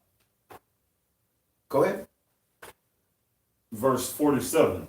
Again, the kingdom of heaven is like unto a net that was cast into the sea and gathered of every kind, which when it was full they drew to the shore and sat down and gathered the good into the vessels, but cast the bad away. So shall it be at the end of the world. The angel shall come forth and sever the wicked from among the just, and shall cast them into the furnace of fire. There shall be wailing and gnashing of teeth. All right, so the end of the world, that's the end of the age. So as we dip into this new age, that's what we're dealing with. The angels are coming to sever, to take, grab up everything, throw away the trash, and keep the just, to separate. So that's the judgment that's getting ready to happen. So in doing so, Do you have the treasure? Do you have the goods necessary to be valuable where they're going to say, this is a treasure here? Let me hold on to this. This is trash. There's a bunch of these. Get rid of that. All right. Let's move on. Did we finish that? No. No, okay, continue. So shall it be at the end of the world. The angel shall come forth and sever the wicked from among the just, and shall cast them into the furnace of fire. There shall be wailing and gnashing of teeth. Yeshua said unto them, Have you understood all these things? They said unto him, Yea, Master. Then said he unto them, Therefore every scribe which is instructed unto the kingdom of heaven is like unto a man that is a householder, which brings forth out of his treasure things new and old. All right, so every scribe has to be instructed into the kingdom. So everybody who's writing the word down, that's their job. They have to be taught into the kingdom of heaven. Just because you know how to write and you know the Hebrew and you know what it says, don't mean that guarantees your entry into the kingdom. Be instructed. And to be instructed, you got to humble yourself. You got to allow another man to teach you. And that man might be your age, he might be older than you, might be young. You don't know what it is, but if he has that knowledge and he's the vessel that's able for you to understand these things, you got to get that. Because you got to be instructed into that kingdom. And that scribe who's being instructed, he's like a man in the house which brings forth things of treasure that's new and old. Some things that he had from his own teaching. Other things he's getting new treasures because he's allowing other people to teach him things, understanding that he doesn't know everything. All right. So we're at verse 53. And it came to pass, and we're at Matthew chapter 13 and verse 53. And it came to pass that when Yeshua had finished these parables, he departed there. And when he was coming to his own country, he taught them in the synagogue, so much that they were astonished and said, Where has this man this wisdom and these mighty works? Is this not the carpenter's son? Is not his mother called Miriam? And his brother Jacob and Yoshe and Shimeon and Yehudis? And his sisters, are they not all with us? Whence then has this man all these things? We're at verse 57. And they were offended in him, but Yeshua said unto them, A prophet is not without honor, save in his own country and in his own house. And he did not many mighty works there because of their unbelief. And this is what will happen in your own place because people know you. Is this not the guy? Didn't he rob me? You know, did he steal my girl? Did he lie? Did he get caught lying in football practice and everybody laughed at him? So wait a minute. This guy, they're not going to accept you. And this is why he had to go all around because the people didn't want to accept him. Let's go to Luke chapter 18. Luke is chapter 18, and we're going to read verses 18 through 43. Familiar contempt. Familiarity breeds contempt.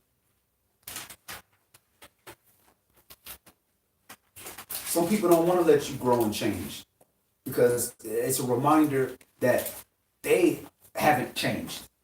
They don't want to see you change. And sometimes that's why you got to sanctify yourself. It's not to throw these people away, but you got to grow.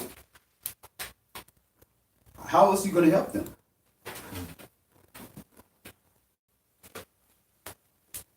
Luke chapter 18, verse 18.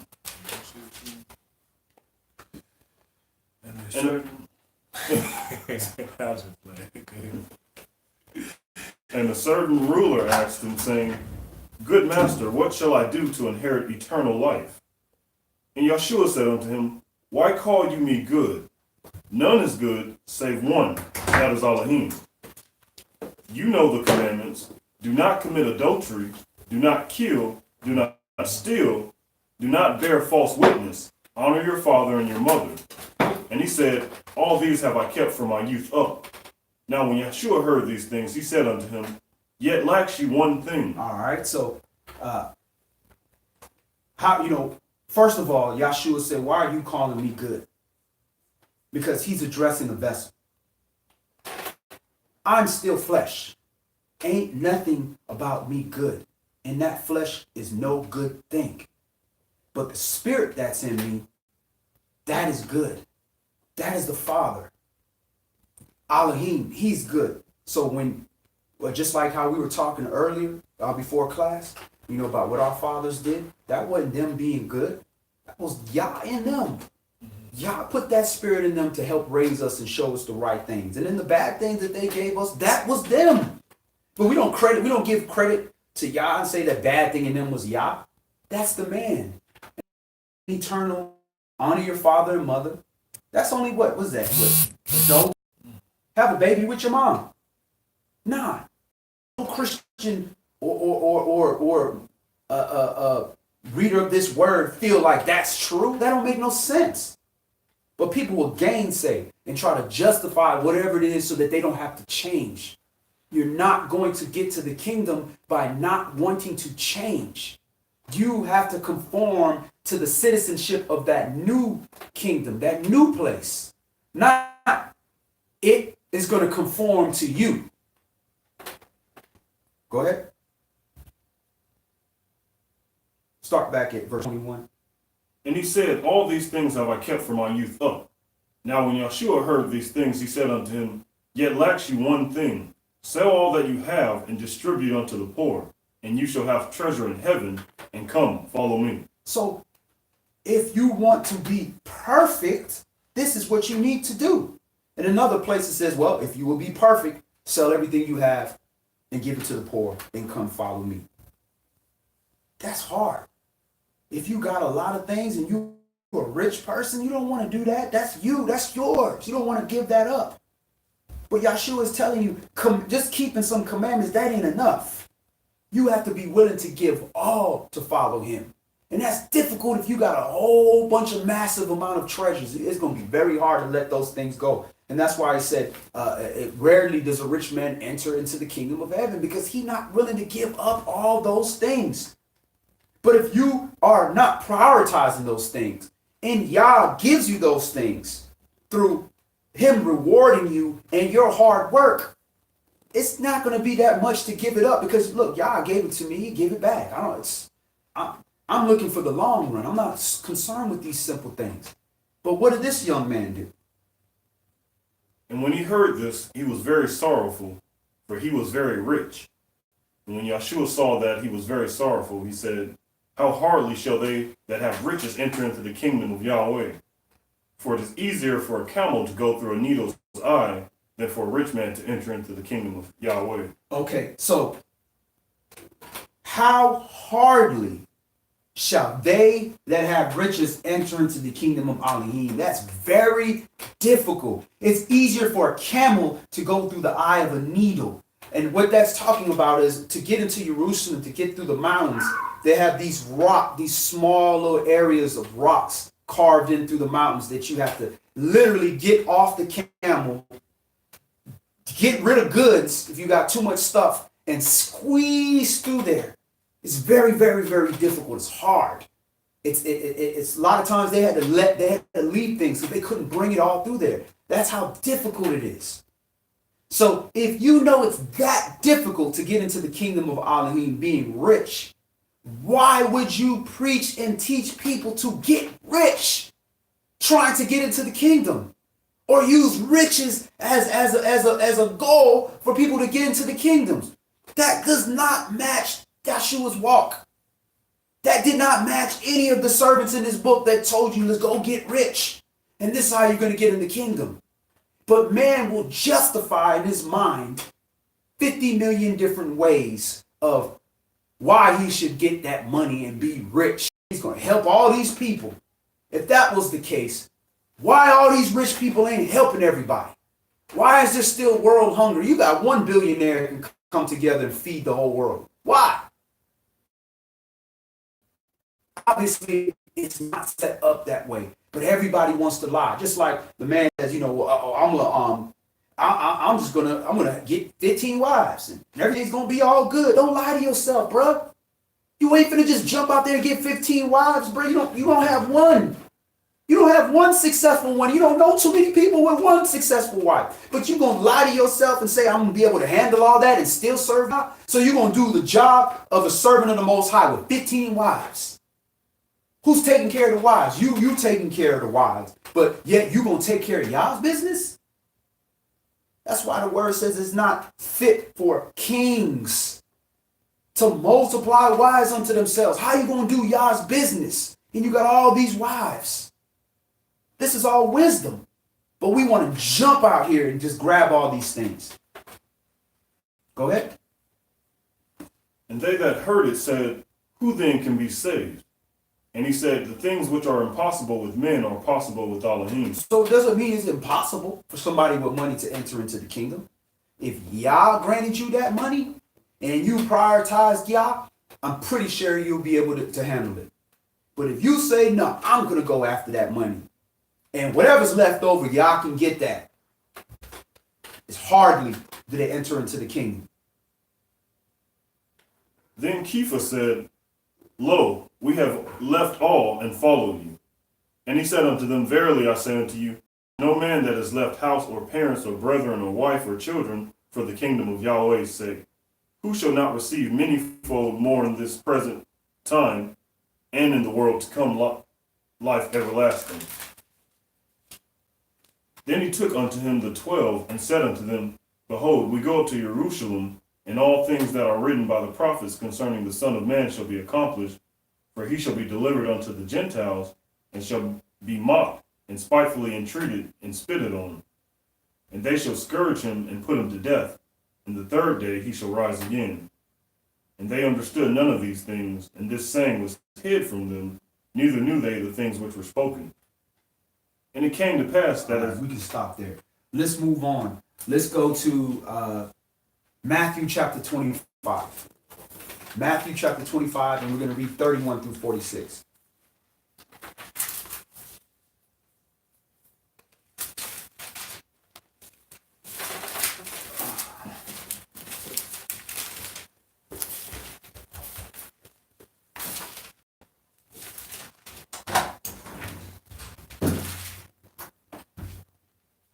Matthew chapter 25 and verse 31.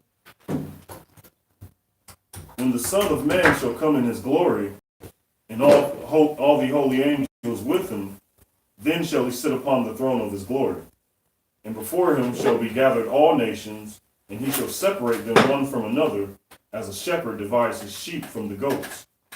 And he shall set the sheep on his right hand, but the goats on the left. Then shall the king say unto them on his right hand, come, you blessed of my Father, inherit the kingdom prepared for you. All right, so then we just read a little bit about that. Well, he said, when they come, the angels come to harvest at the end, they separate. There's that separation. All these things that are the segula, the hidden treasure, that peculiar treasure, and everything else. Everything else goes to the left, and all the valuable things that belong to a king go on the right. Sheep on his right, goats on his left. The kingdom prepared, verse 34. Then shall the king say unto them on his right hand, come, you blessed of my Father, inherit the kingdom prepared for you from the foundation of the world. For I was hungered, and you gave me meat. I was thirsty, and you gave me drink. I was a stranger, and you took me in. Naked, and you clothed me. I was sick, and you visited me. I was in prison, and you came unto me. Then shall the righteous answer him, saying, Master, when saw we you hungered and fed you, or thirsty and gave you drink? When saw we you a stranger and took you in, or naked and clothed you? Or when saw we you sick or in prison and came unto you? And the king shall answer and say unto them, verily I say unto you, inasmuch as you have done it unto one of the least of these, my brethren, you have done it unto me. So now that goes with be careful when you're entertaining strangers, because you may be entertaining angels unaware. Now, people think that means a physical angel came down here, and was flapping his wings and you did. No, an angel is a messenger, it's a spirit. So that spirit could be in that homeless person, or that spirit could be into that stranger that comes around. And that spirit is talking to you and dealing with you, is watching you to see where you are in your development, what you gonna do with all this stuff that Yah allowed you just to have. And you choosing, nah, because I don't know, I'm looking at that vessel. That vessel is unclean, or that vessel is talking a bunch of mess, or this, that, and the other. And you don't bless them. You don't take care of them. But those that understand their job and understand that they are a treasure, they're going to take care of those people. If it's in their means and their power, they're going to look after that. Because if why call me good? There's nobody good but the Father above. The Father is in them. So the Father is taking care and doing things. So you should do good for righteousness' sake. Not because you see somebody will pay you back, or it looks, or there's no cameras around, so you don't want to do this or do that. Because you're doing that to the Mashiach. You're doing that to the King. Go ahead. Then shall he say also unto them on the left hand, Depart from me, you cursed, into everlasting fire, prepared for the devil and his angels. For I was a hungered, and you gave me no meat. I was thirsty, and you gave me no drink. I was a stranger, and you took me not in. Naked, and you clothed me not. Sick, and in prison, and you visited me not. Then shall they also answer him, saying, Master, when saw we you a hungered, or athirst, or a stranger, or naked, or sick, or in prison, and did not minister unto you? I didn't see Yahshua in there.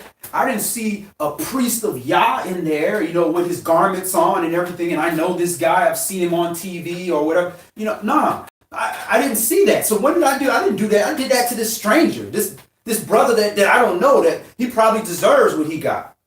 Go ahead. Then shall he answer them, saying, Verily I say unto you, inasmuch as you did it not to one of the least of these, you did it not to me. And these shall go away into everlasting punishment, but the righteous into life eternal. So if you don't build up that treasure in heaven, you are not going to be able to have the cost necessary to get in. If he's building a jewel, a crown made of jewels, and you're not a jewel, you're not going on that crown. You're not going there. I'm not going to take that rock, the little stone outside, and put it up there with the rubies and diamonds and emeralds. Nah. Use a rock for what it's for. Build an altar with it, or stop some water, or fling stones at Goliath or something. I'm not going to put that in a crown. So what you want to be? Let's go to Luke chapter 12. Luke chapter 12, and we're going to read 13 through 37. Lucas chapter 12, verses 13 through 37.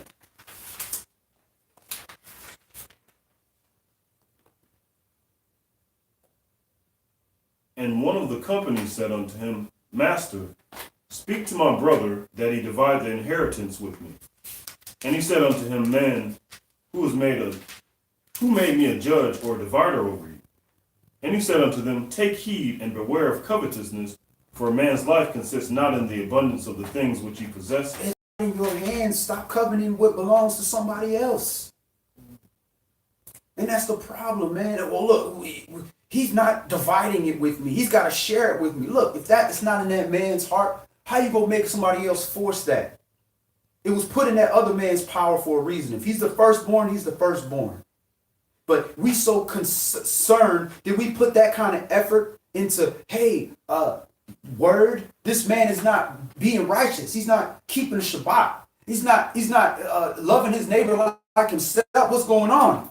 Let's get him to repent. Nah. But when it comes to that money, to a dollar to you, or some physical goods that you want on this earth, we want equity and fairness then. But when it comes to our righteous actions, we quiet as a dumb lamb. And he spake a parable unto them, saying, The ground of a certain rich man brought forth plentifully. And he thought within himself, saying, What shall I do, because I have no room where to bestow my fruit? So the same ground that he's planting in brought forth plentiful. Now he worked. He did his job.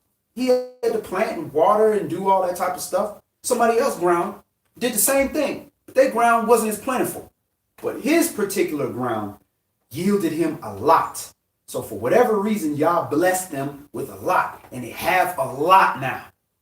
So carnal mind is, wait a minute, I have no room to store all this increase that I have. I have no room. So you got two ways of thinking. The mind of Yah and the mind of the earth, of the world, the way the worldly people operate. And let's see what he does. And he said, "This will I do. I will pull down my barns and build greater, and there will I bestow all my fruits and my goods." I'm going to put even more money in the bank. I'm going to stack my chips. I'm going to go buy another pair of Jordans just so I can get that shoebox and fill up another shoebox with money. Surely this is what it's for, because it's mine. I did it. I worked for it. I am blessed. And I didn't have it before, but I got it now. So this is my focus. I'm storing all my treasures here on earth.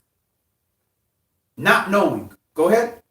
"And I will say to my soul, soul, you have much goods laid up for many years. Take your ease, eat, drink, and be merry." Let's celebrate. Let's ball out. Let's go to the club. Make it rain. Let's do all these different things because I have been blessed more than what I need. So surely this is for me to ball out and go, go get a Lamborghini and let me go get a 20 room mansion and it's really just you and your girlfriend. Go ahead. "And I will say to my soul," 20. "But Elohim said unto him, You fool, this night your soul shall be required of you. Then whose shall those things be which you have provided?" Your soul shall be required. Your soul is your body. You finna die, bruh. That night, that same night. In other words, when it get dark, that light ain't out, you finna die. Why? Why is he gonna die? What did he do wrong? What was so wrong? What commandment did he transgress? Did he go rob some people? Did he kill? Did he lie? Did he steal? Because according to some of the Christians, that's all you got to do is Yahshua's commandments. Why? What was worthy of death at this point? Verse 21. No, it's not rhetorical. What's the answer? What did he do that was worthy of death?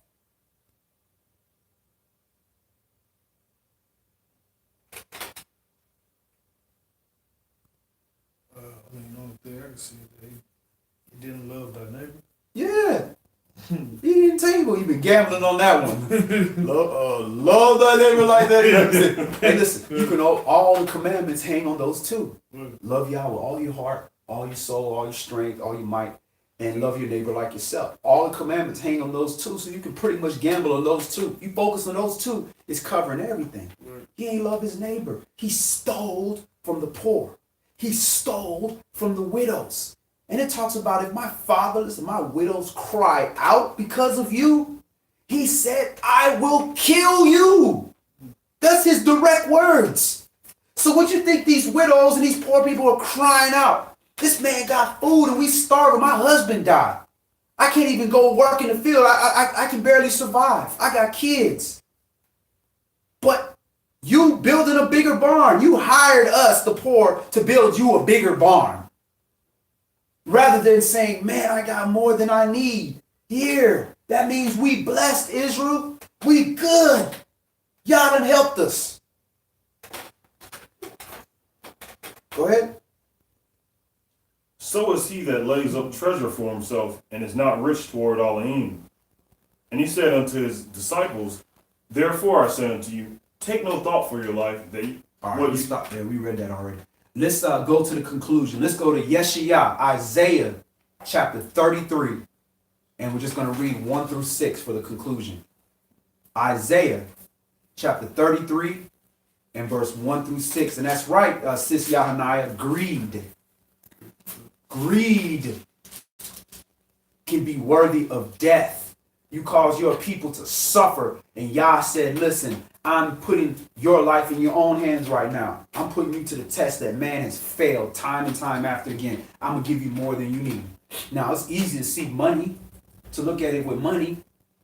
What if he gave you an understanding of this word that produced way more fruit than other people that is in around? Does that mean, oh man, I need to store even bigger memory bank for all this stuff. And just, man, I'm so set to seek after my salvation because Yah gave me this understanding. Praise Yah. He really wanted me to be in the kingdom because I understand this stuff. And I got it. Like Elder Ben Malik said, I got it. Everybody like, I got it when they ain't got it. You ain't got it because you ain't got it. What is it? What's the quote from Five Heartbeats? You ain't get it because you ain't got it. Whatever. So we take that and we just use it. Let me get on Facebook and let me just debate a bunch of people. Let me get a bunch of debates and get a name for myself. You know, let me do all these things to glorify myself. Or you can say, man, I understand this stuff so that I can share it with people that don't understand. And just like the parable, that scribe, he's being instructed into the kingdom. So he's getting old things and new. These are all old things that was given to me, but now I'm getting new things from other people because I'm exchanging information. I'm being humble. So we don't look at it that way. We look at it as long as I don't do it, I'm good. But what about your brothers and sisters that don't have that knowledge? Man, you're supposed to sell everything you got and give that to the poor. Give it. Everything you got, give it. Give it. There's also the poor in understanding. There's people that got plenty of money and rich, got not needing anything financially, but they poor spiritually. Those people got to eat too. That means you can't just reject the people that got money because they hardy or whatever. They need to be taught too. That's how Barnabas was. Barnabas had bread. And a lot of people didn't want to deal because he had money. But he's a servant just like anybody else. Let him bring his bread. Maybe his bread can help. That's what it's supposed to do. If you were given the money, you the money person. That's why you was given it. If you were given the knowledge, you the knowledge person. You were given the ability to work with your hands and build. You the building person. You're supposed to teach people. You're supposed to share. It ain't about you. Yah didn't love you so much that he made everybody, your brothers, hungry, but you fed more than what you need. Now your life will be required of you that night if you don't take that thing that Yah gave you in abundance and give the tithe, the 10% to him. The first fruits, the best of what you have, go to him. And don't believe Yah is short on his rent this month and he needs you to pay it. Yah is short on understanding, so he needs you to teach him righteousness. But your brother and sister short on rent, your brother and sister short on understanding, your brother and sister short on food. Why? Because we in his captivity. So the conclusion, YAH, chapter 33, and we're going to read verses 1 through 6 for the conclusion. Woe to you that spoil, and you were not spoiled, and deal treacherously, and they dealt not treacherously with you. When you shall cease to spoil, you shall be spoiled. And when you shall make an end to deal treacherously, they shall deal treacherously with you. So same thing you doing. Once you done doing it, best believe it's coming back to you. And that's how we can warn people and tell them, look, listen, not because we prophets, because that's the universal laws of the universe. What goes up must come down. Be gracious unto us. We have waited for you. Be you there armed every morning, our salvation also in the time of trouble. At the noise of the tumult, the people fled. At the lifting up of yourself, the nations were scattered. And your spoil shall be gathered like the gathering of the caterpillar, as the running to and fro of locusts shall he run upon them. Yahweh is exalted, for he dwells on high. He has filled Zion with judgment and righteousness. And wisdom and knowledge shall be the stability of the times, and strength of salvation. The fear of Yahweh is his treasure. And this is where we are heading towards. Right now, wisdom and knowledge is not the stability of times, not wisdom and knowledge of those things that are in heaven above. That's not profitable. If that was the case, we'd be one of the richest ministries in Atlanta. And we're the opposite. We're the poorest ministry in Atlanta. I can comfortably say that, right? Wisdom and knowledge shall be the stability of times. But guess what? We are going into a different age. When it says the world is ending, that material world is ending. And there's going to be a new currency. And that currency is going to be wisdom and knowledge and understanding. Righteousness, this word. And when it goes down, I don't care how much money was in your bank account or your credit score, you are not going to be able to purchase that. It ain't going to be that. So you know, you have enough wisdom to know, man, we are getting ready to change into that new place. Why are you not building up your bank account spiritually the same way you would when money was the stability of times, the rich was building up their bank account? That's what we should be doing. And now here it is. Here is the treasure of Yah. The fear of Yah is his treasure. That is the hidden treasure. The children of Yasharal that fear Yah, they're Segula. They're the peculiar treasure. There is where wisdom is dwelling. And that treasure is going to be put up on high. And the whole world is going to see that to the point where they can say, hey, our fathers have inherited lies. All right, so let us consider that. Let us seek after that wisdom while we can. And praise Yah, the energy you give comes back to you. Absolutely, sis Aria. So before we close out, any last questions or comments? Let's see, did I miss any questions?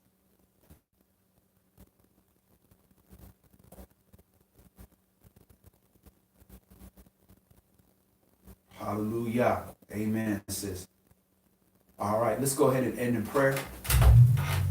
All brothers remove their head coverings, and all sisters pray with their heads covered. And we face the towards Jerusalem, where our temple was and where our temple in Hamashiach shall return. Brother West, can you close us out in prayer, please? Abba, Father, Yah, covenant Elohim of Abraham, Yishak, and Yaakov. We thank you, Father Yah, for allowing us to see another one of your holy Shabbats, Father Yah. And we ask you, Father Yah, please continue to guide us, Father Yah, all those who are seeking you, Father Yah. Please guide us and please prove us, Father Yah. Strengthen us, Father Yah. We ask you, Father Yah, in this season of death, Father Yah, just as the trees and the leaves have withered away, Father Yah, please help us to kill those things and allow those things in us that do not please you, Father Yah, to die away as well, Father Yah, so that we can become more whole, more complete, Father Yah. Thank you, Father Yah, for all that you do. In Yahusha, Yahshua, Mashiach's holy mighty name we pray. Amen. Amen.